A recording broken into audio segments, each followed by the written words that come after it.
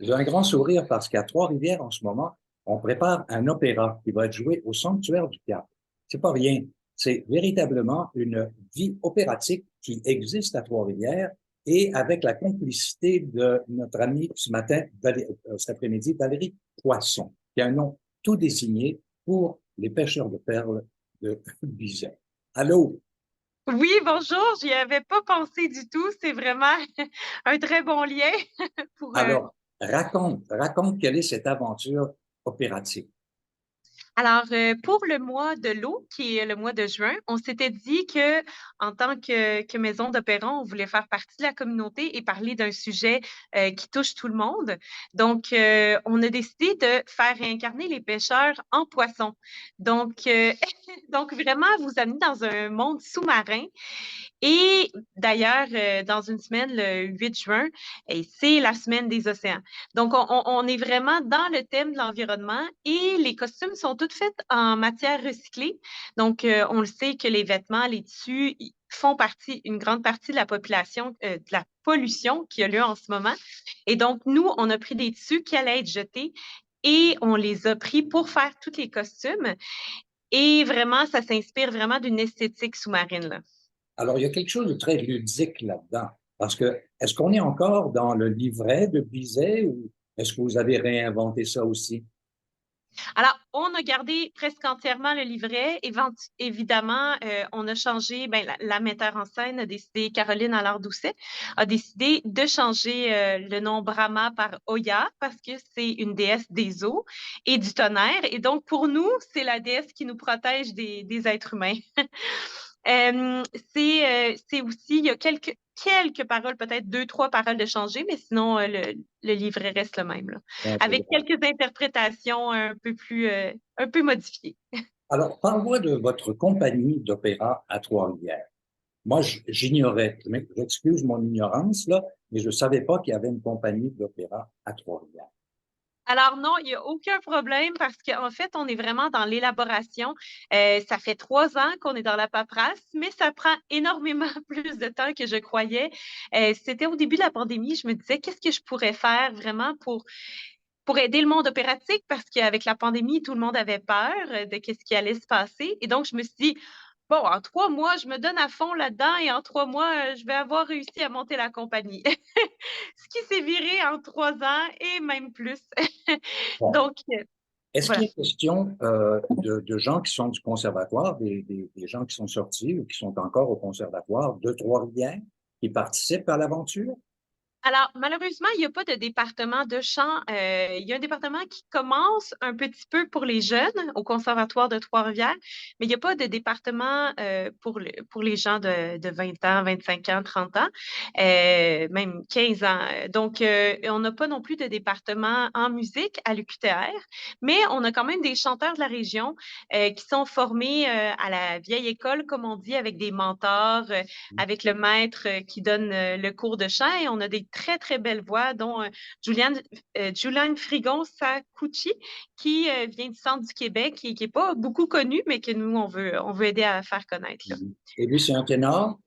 Oui, lui est un ténor avec une très belle voix angélique, mais avec beaucoup de force quand même dans la voix.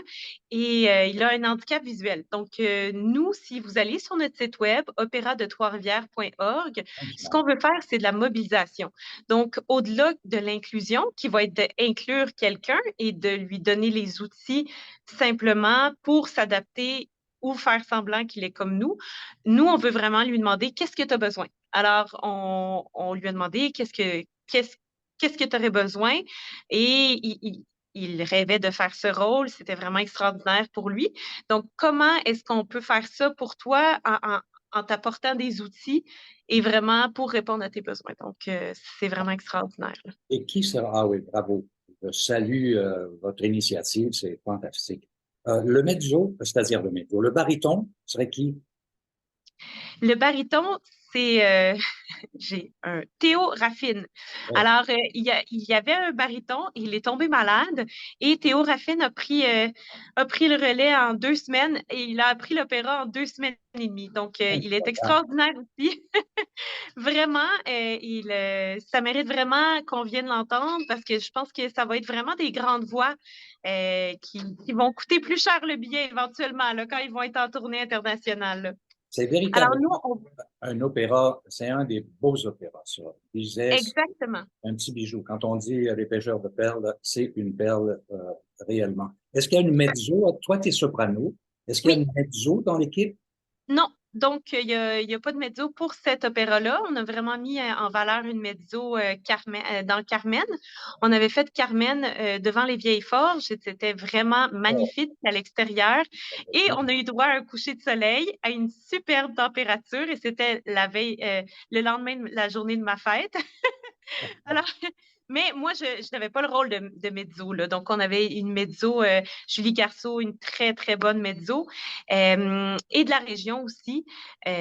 Donc, on s'était déguisé en costume de 1715 devant les vieilles forges qui ont été forgées en 1715, justement. Et le concept, c'était Carmen Pirate. Alors, on parlait d'Anne Bonny. Anne Bonny qui a eu un vécu assez rough comme Carmen, là, si on lit les livres ou... oui, c'est ça. ben, écoute, moi, je trouve formidable qu'il y ait cette démarche-là à Trois-Rivières. Si vous travaillez sur la mise sur pied au conservatoire d'un atelier lyrique, je suis convaincu qu'il y a des gens qui seraient intéressés. Généralement, il y a plus de femmes qui sont intéressées que de gars, mais il faudrait travailler là-dessus parce qu'on a besoin de ténors, on a besoin de barytons. C'est le même problème qui existe un peu partout. Cela Ouais. dit, toi, tes sopranos, de quelle tessiture es-tu? Es-tu colorature? Moi, je suis pleine lyrique. En fait, dans Les Pêcheurs de perles, ça demande vraiment une voix qui va aller partout.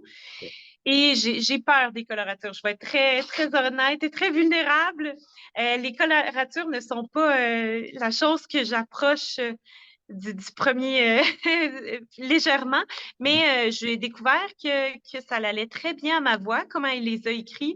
Ça s'approche vraiment facilement et donc ça tombe bien dans ma voix. Et ensuite, on a l'air de Comme autrefois au milieu, qui est vraiment lyrique et qui me va très bien, qui a des notes assez graves qui me vont très bien aussi. Et ensuite, on va dans le plus dramatique. Donc ça, dramatique, lyrique, là, ça, je C'est pas suis de bien problème. correcte. Ouais. J'ai une voix qui porte. J'ai fait des concerts justement sur le bord du fleuve de Trois-Rivières et j'avais pas de sonorisation et on entendait ma voix de loin dans le parc. Donc ça, c'est pas.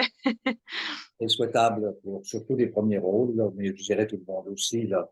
Euh, Oui, chanteuse. Parle-moi un petit peu du spectacle comme tel. Opéra Oui. Pêcheur de perles le 4 juin, c'est donc dimanche prochain, en après-midi, sur l'heure du midi. Et c'est au sanctuaire de Notre-Dame du Cap, en extérieur ou en intérieur? Alors, c'est à l'intérieur, c'est au sous-sol ici de la basilique parce qu'il y a 700 places et la basilique est extrêmement éco.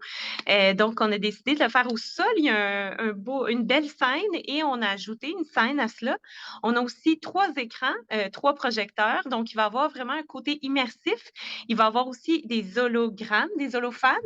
Et donc, il va avoir vraiment un côté numérique passionnant. J'ai vraiment hâte de... C'est la première fois que je fais affaire comme ça aussi.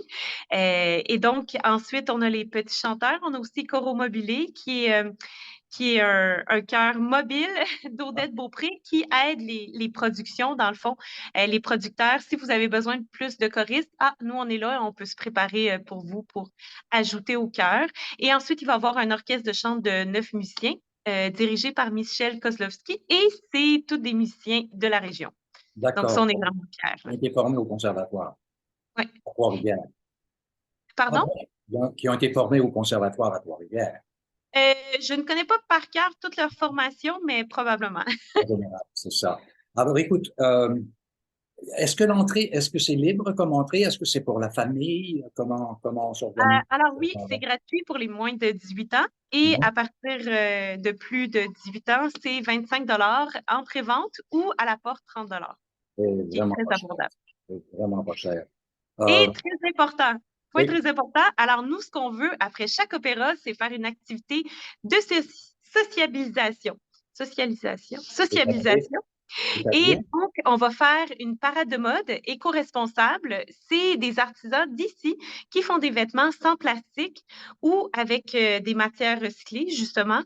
Et donc, on va faire une petite petite parade de mode, ça va être la première version du bal du printemps parce qu'on va faire un bal du printemps à chaque année. Et donc, une petite parade de mode bien simple où est-ce qu'on peut prendre un petit quelque chose à boire, un petit quelque chose à manger, pardon, et donc discuter avec les artistes. Avoir la chance de vraiment discuter, le public ensemble, les artistes, créer une communauté. Ça va être extraordinaire. Vous attendez combien de personnes? C'est pas votre première opéra. Bon, c'était au Forge la dernière fois. Il y avait du monde à votre goût ou quoi? Oui, il y a à peu près, ben, nous, on est vraiment un organisme qui commence. Donc, on n'a pas une grosse équipe de communication, etc. Mais je suis toujours impressionnée à quel point les gens de ma famille viennent, mais à quel point monsieur, madame, tout le monde s'intéresse et veut venir. Donc, c'est à peu près 200 personnes qu'on attend. C'est pas immense, mais pour une petite, ça va Et très bien. moi, c'est en fouillant sur le net, sur le web, que j'ai découvert des pêcheurs de perles suiveux. Mais avec le temps, vous allez, bon, grandir l'équipe. Vous Oui, allez sans doute trouver des sous. Il y a des mécènes à Trois-Rivières, j'imagine, comme ailleurs. oui, oui. Et ce sera l'occasion aussi avec les gouvernements qui embarquent dans l'histoire, du moins on le souhaite, que vous puissiez avoir pensé à l'avenir, penser Oui, à l'opéra, on pense toujours à la programmation dans 12 ans, tu sais, oui, exactement. à l'avance. Alors, je vous souhaite bonne chance et pour ce dimanche. En terminant, est-ce qu'il y a le prochain projet opératique ressemblera à quoi? On a beaucoup de prochains projets. On va faire une collaboration avec le festival multiethnique Fête du Monde. Donc, ça va être probablement Così fan tutte. Ensuite, on va approcher Hansel et Gretel et on va faire Faust ensuite. C'est de bien bonnes idées, ça. Vous avez donc une vision pour l'avenir des choses. Et Oh oui! Valérie Poisson, merci beaucoup. Et on invite encore une fois les gens à se rendre dimanche le 4 à compter de midi au sanctuaire, au Cap de Madeleine, au sous-sol. Et pour Oui, les 18 ans et moins, c'est gratos. oui, n'hésitez pas à nous soutenir. Si vous n'êtes pas disponible aussi, ça sera possible d'acheter un billet après le spectacle. On va filmer le spectacle. Alors, donne-moi encore une fois le site web qu'on puisse aller faire un tour. Opéra de Trois-Rivières, sans-tiret.org. Tout collé Merci beaucoup. ensemble. Merci beaucoup, Valérie. Merci à Et vous. bon concert. Salut. Bonne journée.